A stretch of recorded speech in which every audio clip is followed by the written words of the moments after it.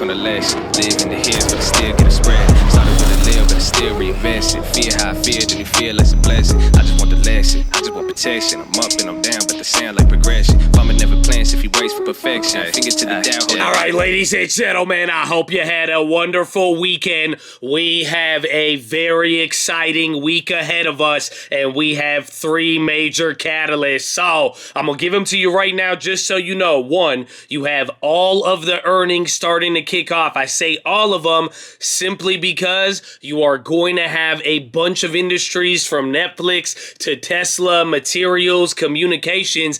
It could have a lot of implications. So that's the first thing. Number 2, big ECB decision on Thursday. And then number 3, we're going to find out if Italy is going to start up the gas again or not. So that one's going to be big. Besides that, we're going to be reacting to a lot of data. We're going to have the Fed blackout period. So you're not going to hear from any more Fed members, but those Fed futures and setting up for Powell, that is literally the week after this, that is going to be the key. And really where the markets go from here, it's going to get crazy. So we got a lot to talk about. I got the keys. I got the plays. Actually got a bunch of different plays and even some weekend news related to companies that we're going to go over. Then we're going to talk about everything for the rest of the week, what to expect and how to position. So drop your thumbs up on the video. Make sure you're subscribed. And if you don't know, we are live Monday through Friday, 30 minutes before open, youtube.com. First link, baby. Defense.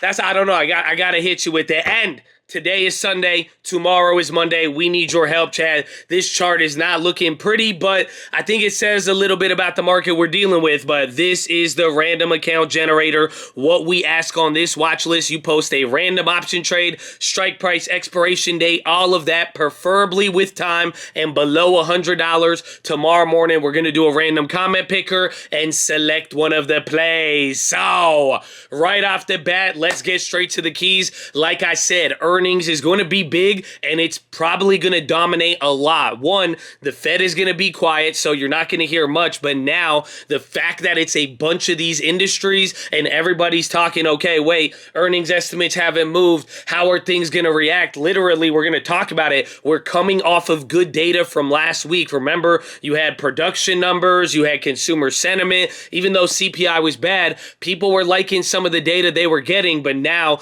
earnings will be the next thing. If it does shock and surprise people, don't forget what happened a quarter ago with Target and all of that, and that's what we're going to look for, or at the very least, look for any signals within an industry. Remember, the last couple of days, you've been getting the bank stocks. Bank of America and Goldman are going to finish it out at the beginning of the week, but before you know it, Netflix could affect Disney, Tesla could affect GM, Alcoa could affect Nucor, airlines could affect Uber, any other travel stocks, IBM, that could affect I don't know, why did anyone look at IBM anymore? No. But IBM, technology, cloud, anything like that. And then Verizon with communications. Man, I'm messing it up there. But the whole point is, all of these can have a big effect, and if people get a signal from it, the last piece of evidence we've gotten so far has been these earnings guide downs. We haven't seen it guide down yet. Remember this chart, that's with the margins and all of that, so this is why this week is going to be big. So here's the list: Bank of America, Goldman, Netflix, Tesla, Alcoa,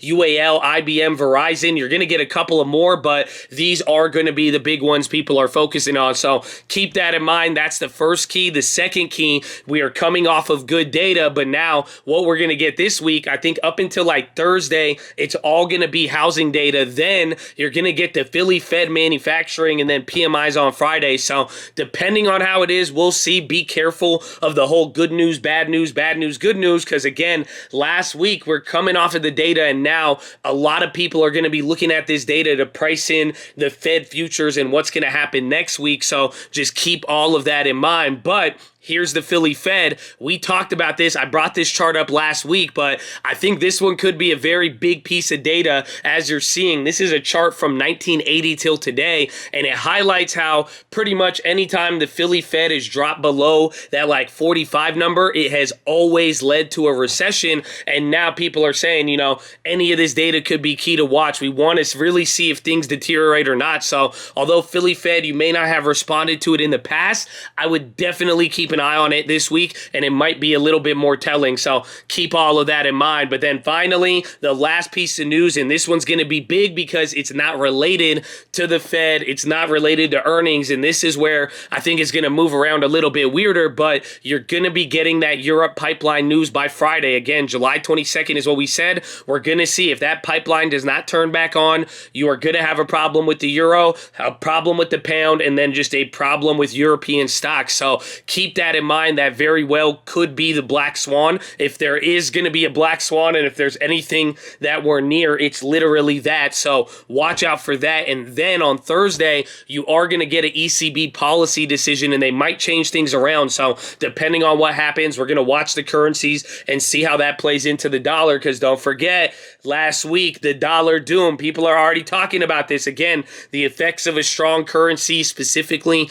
the dollar. I mean, this is something we got to watch. So that's why that ECB decision on Thursday will be key, especially leading into the Fed next week. So that's pretty much the rundown. We're waiting on data. We're going to have a bunch of earnings, and then whatever happens through the rest of the world, it's going to have a big effect. But before we get into any plays, there was a couple of company news events and stuff I'd be watching for this week. The first one is Boeing. I forgot what the show is called, but it's like one of the biggest airplane trade shows, and people are expecting to be a battle between Airbus and Boeing. People announce sales and all of that. So watch Boeing, watch Lockheed Martin, watch Airbus. This air show could have a big one. That's the first one. Second piece of news, Alphabet and Facebook. There was a law in India, or they're talking about making a law to make these companies pay publishers that use original content from smaller people. So kind of interesting. We'll see how that one plays out. AJRD. This one's related to aerospace, and they also got news about more spending with Japan and NATO. So watch out for that one. And then where's the final one? I think it was Starbucks closed something down, or they were asking for somebody to help them with UK operations. And then this is the one,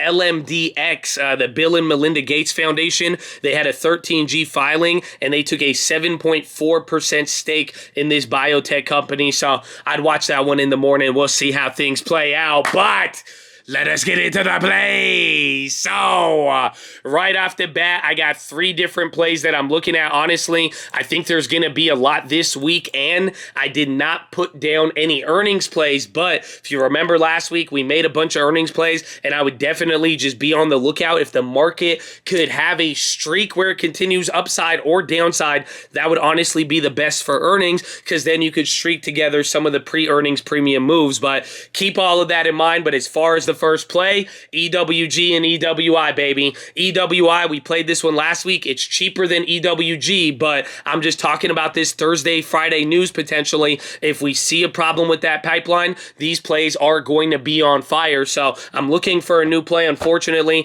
I took a $2,000 loss on my other EWGs, even though we shorted it 35% higher.